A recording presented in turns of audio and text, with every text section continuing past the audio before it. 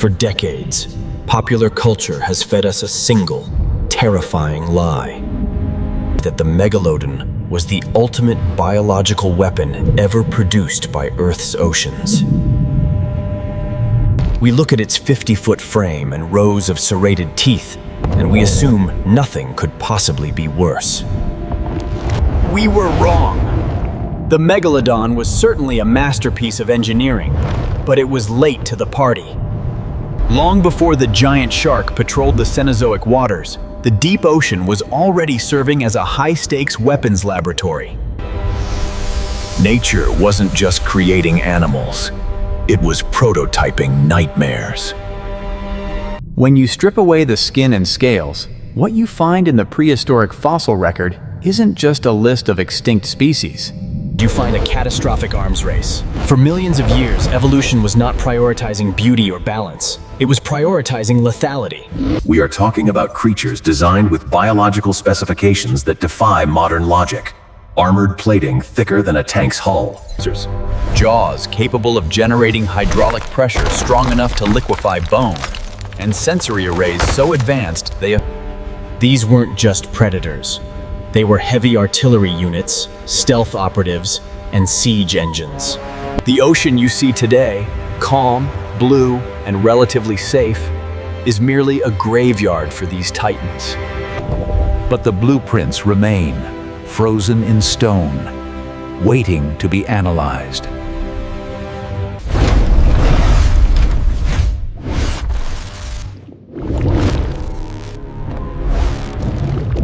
That make the Megalodon look like a standard prototype. We are analyzing them not by their beauty, but by their lethality. Their design efficiency, and their sheer capacity for destruction. From the armored leviathans of the Devonian period to the hyper-carnivores that hunted whales for sport. Before we submerge into the abyss, make sure to secure your connection to this channel. Hit that subscribe button and activate notifications now. You need to know what used to swim beneath the surface. Let the inspection begin. Our inspection begins deep in the timeline, roughly 360 million years ago, during the Devonian period. This era is often romanticized as the Age of Fish, but a more accurate classification would be the Age of Armored Warfare. Nature was experimenting with a specific defensive concept, the external chassis. The result was target number 10, the Dunkleosteus. If you were to design a submarine to crush other submarines, it would look like this creature. The Dunkleosteus was a placoderm, a class of armored prehistoric fish that effectively wore their skeletons on the outside.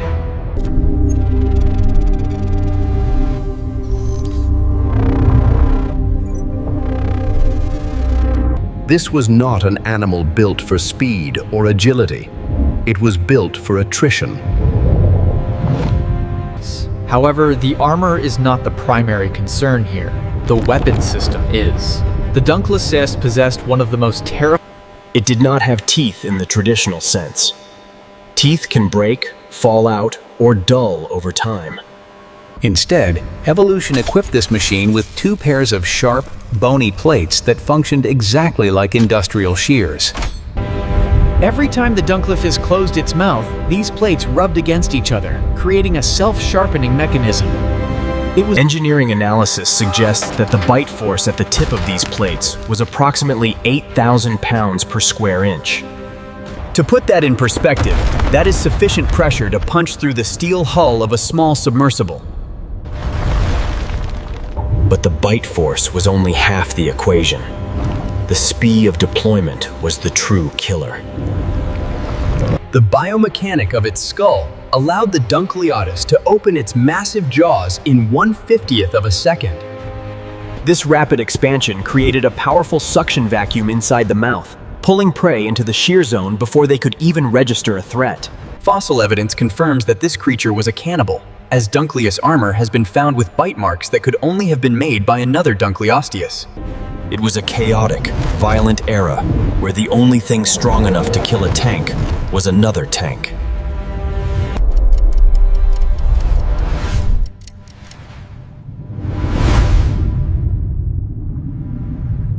Target number 9 is the Helicoprion. If the Dunkleosteus was a tank, the Helicoprion was a specialized industrial power tool. For decades, scientists found fossils of a mysterious spiral structure, a perfect coil of serrated teeth.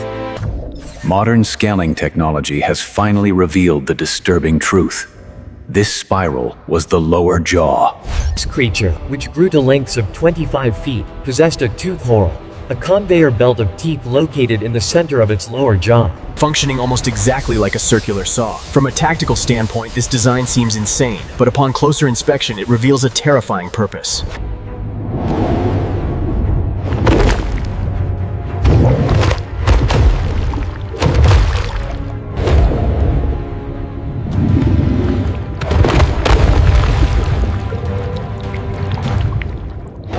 It is one of the few instances in nature where a wheel mechanism has been successfully integrated into a biological system.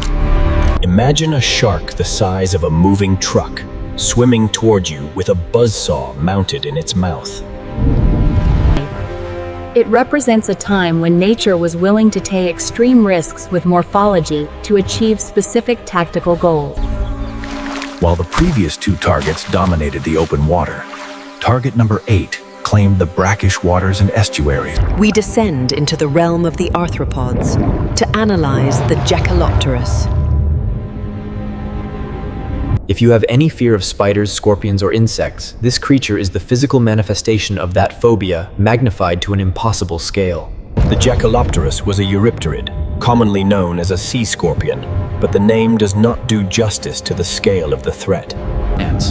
This was the largest arthropod to ever exist, reaching lengths of over 8 feet. Imagine a scorpion. The weapon specifications on the Jackalopterus are the stuff of nightmares. It possessed a pair of segmented grits. These claws alone were nearly 2 feet long and serrated like steak knives. Unlike the crushing power of the Dunkleosteus, it was the Special Forces operative of the Silurian and Devonian seas. Its compound eyes were adapted for low light and it would lie in wait, motionless, before striking with blinding speed, its claws snapping forward to impale prey. Once caught in those serrated vices, escape was a mathematical impossibility. The terror of the Jackalopterus lies in its familiarity. It looks like the bugs we swat away in our homes, but scale. As we advance the timeline into the Eocene epoch, roughly 40 million years ago, we witness a shift in engineering philosophy.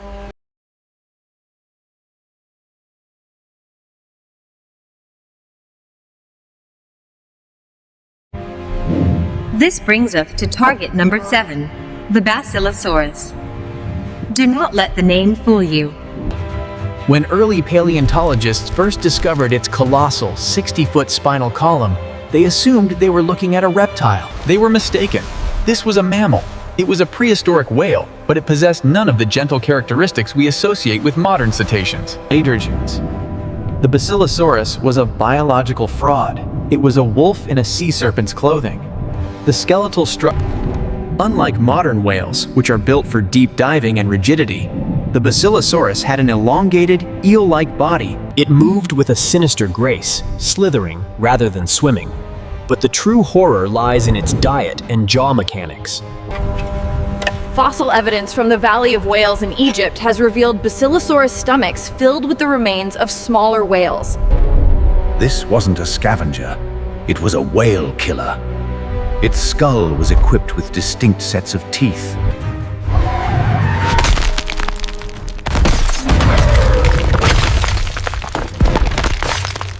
It represents a dark chapter in mammalian history, where our own distant relatives were the monsters hiding in the dark. If the Basilosaurus was a master of deception, target number 6 was an exercise in brute, unadulterated force. named after the Greek titan Kronos, who devoured his own children, this pliosaur earned its title. While the Basilosaurus was long and slender, the Kronosaurus was compact and muscular, a 33-foot torpedo. The most striking feature of its blueprints is the head-to-body ratio. The skull alone was nearly 9 feet. The engineering behind the Kronosaurus was focused on one thing: torque.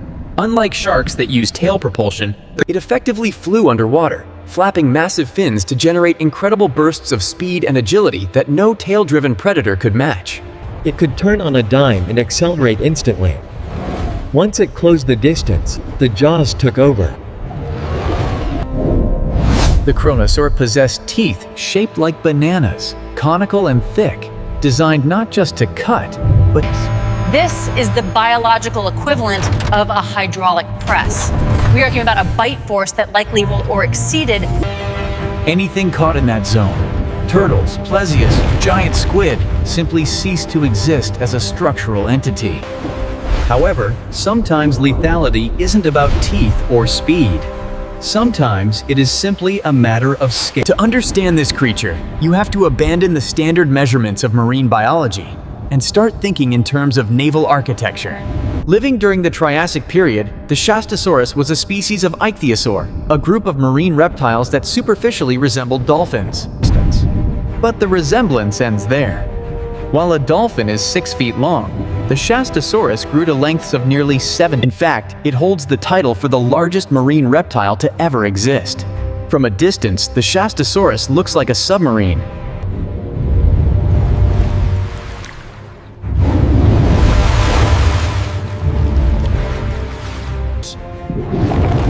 The Shastasaurus is believed to have been a suction feeder on an industrial scale.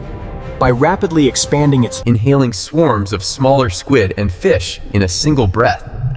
But do not mistake this lack of teeth for harmlessness. Being in the water with an animal of this tonnage is a death sentence in itself. The sheer displacement of water caused by its movement. It represents the nuclear submarine class of prehistoric monsters, silent, colossal, and completely overwhelming. We are now entering the heavy artillery phase of the inspection. The previous targets were dangerous.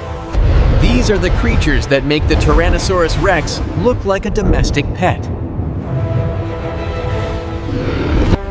Target number 4 is Pliosaurus funkei, a creature so terrifying that when its fossils were first discovered in Svalbard,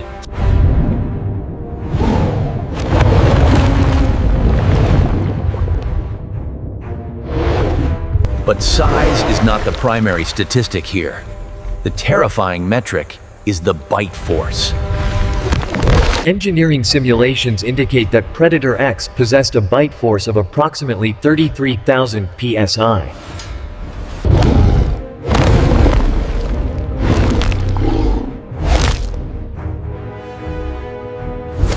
If this creature were to bite down on a modern SUV, it would shear the vehicle in half as if it were made of wet cardboard.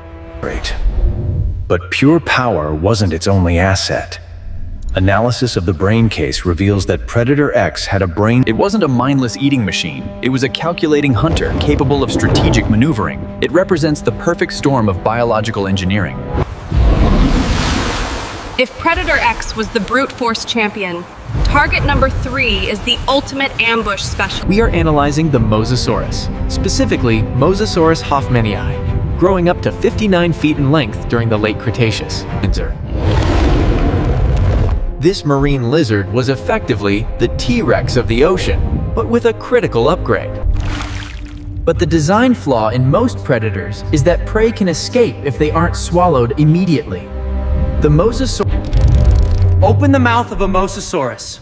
Look deeper into the roof of the mouth. There sits a second, smaller set of recurrent... Once the Mosasaurus clamped its jaws onto a target, these inner teeth would walk the prey down the throat. Escape was physically impossible. The more the prey struggled, the faster it was consumed. It hunted with explosive bursts of speed, a massive... When the Mosasaurus was in the water, nothing else was safe. It cleaned up the oceans, driving competition into extinction until the asteroid hit. We have reached the final tier. These are the ultimate weapons. target number 2 is the only animal in history that looked the Megalodon in the eye and didn't blink. Meet the Livyatan melvilli. Named after the author of Moby Dick, this was a sperm whale, but not the gentle giant we know today. This was a hyper-carnivore comparable in size to the modern sperm whale, reaching nearly 60 feet. But the weapon specifications for the Livyatan are unrivaled. It possessed the largest functional teeth of any animal to ever exist.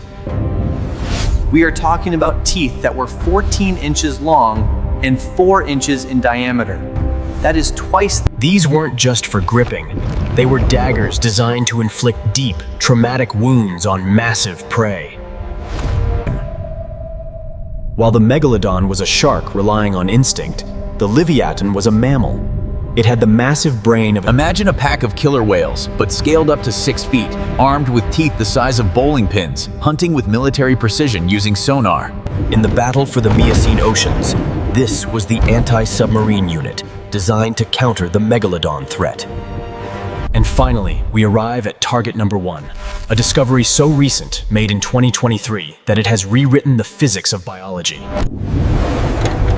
We thought the blue whale was the heaviest animal to ever exist. We were wrong.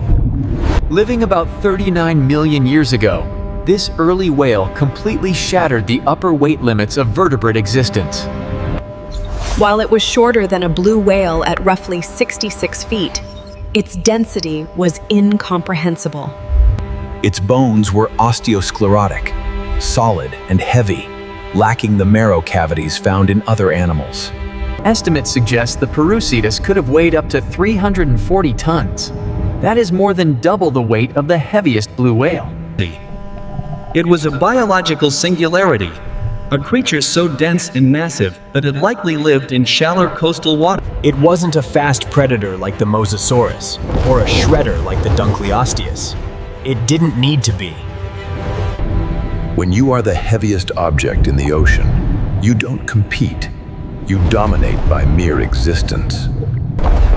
It is the ultimate biological weapon, not because of what it could kill, but because it was virtually indestructible. The inspection is complete. From the armored tanks of the Devonian to the multi-ton titans of the Eocene, the history of The Megalodon was a formidable predator, yes, but it was just one chapter in a violent encyclopedia of survival.